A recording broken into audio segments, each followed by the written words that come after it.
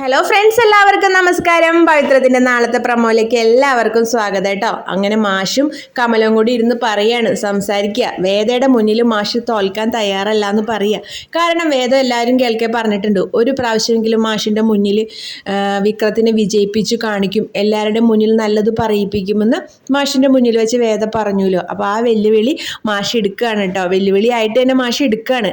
അങ്ങനെ അവർ തമ്മിലുള്ള വിഷമങ്ങൾ പരസ്പരം ഭാര്യയും ഭർത്താവും പരസ്പരം പറഞ്ഞു തീർക്കുകയാണ്.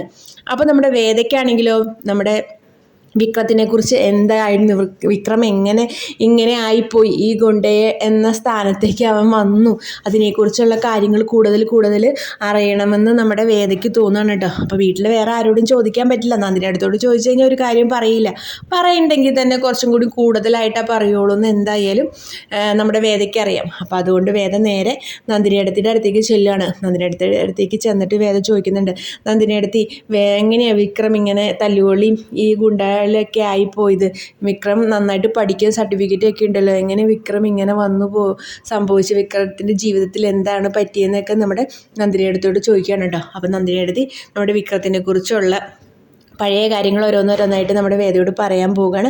അപ്പോൾ നമ്മുടെ വീഡിയോ ഇഷ്ടമായെങ്കിൽ ലൈക്ക് ചെയ്യാനും ഷെയർ ചെയ്യാനും സബ്സ്ക്രൈബ് ചെയ്യാനും മറക്കല്ലേ.